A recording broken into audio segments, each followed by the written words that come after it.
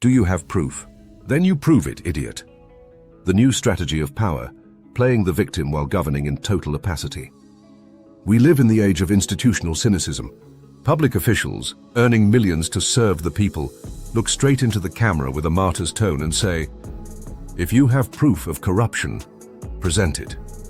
As if the average citizen had the time and resources to play House of Cards in real life, climbing bureaucratic ladders, interrogating officials, filing public information requests, performing forensic audits while picking their kids up from school.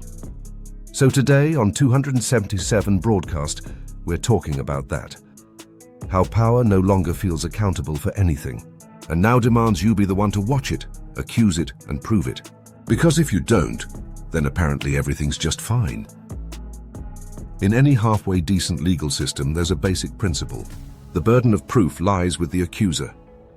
But when it comes to the state, that monster with a budget, institutions, advisors, media, and even an army, that logic flips.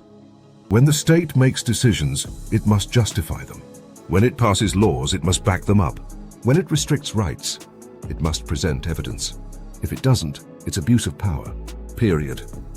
It can't say, "We banned genetically modified corn because it's harmful. Go Google why." Or, "We shut down this welfare program for corruption. No, we won't show you any proof." Or even, "We fired this official because they did something wrong. If you disagree, prove we were unfair." That's not governance. That's playing dictator with Wi-Fi. What do they expect from the citizen? That we all become forensic investigators? That we compile spreadsheets of financial transfers the Financial Intelligence Unit couldn't even track? That we sneak into government offices with a hidden camera like we're shooting a docuseries? Citizens pay taxes. They follow rules.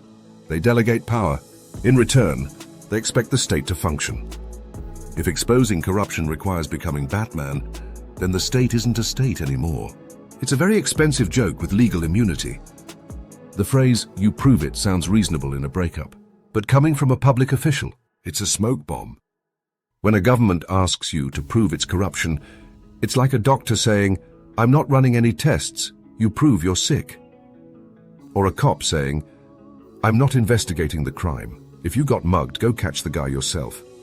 No. That's why institutions exist.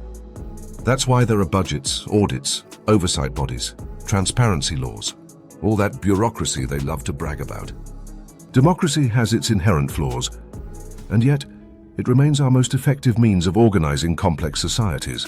But when those in power reject all responsibility, what we face is not governance, but tyranny driven by the most primitive instincts. Take the genetically modified corn decree. The government bans GMO corn, claiming it's harmful. Where are the studies? Where's the peer-reviewed science? Where's the economic and food safety impact assessment? Oh right, nowhere. All they have is the narrative. We care about the people's health. And that's enough, apparently, to rewrite public policy, disrupt international agreements, and screw over farmers. If you complain, they respond, "Do you have proof it's not harmful?" There's the trick. They make you the one on trial. They force you to defend what they should be justifying. And what about the independent institutions, auditing bodies, prosecutors, courts, anti-corruption agencies, freedom of information commissions? They exist precisely to prevent power from doing whatever it wants, whenever it wants.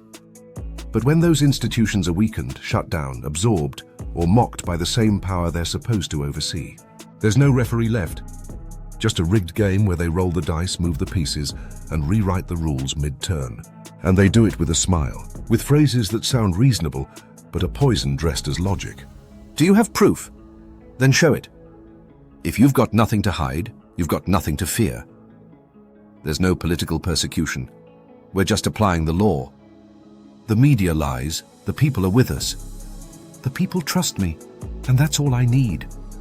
No, trust doesn't replace evidence. Narratives don't replace data. Charisma is not a legal defense. A government that acts without explaining, that legislates without justification, that accuses without evidence, and then replies, "Well, you prove it then," isn't a government. It's a propaganda machine with an unlimited budget. And if we're not angry about that, if we normalize that, then the citizen stops being a citizen and becomes a hostage. Subscribe to 277 Broadcast. The only place where we don't believe the people should rule. We believe the government should stop acting like a cult with a verified account. And remember, if a government can act without proof and demand that you be the one to challenge it with evidence, then it doesn't even need corruption. It already has impunity, cheered on by applause. See you in the next one. Or maybe we'll need to prove we exist first.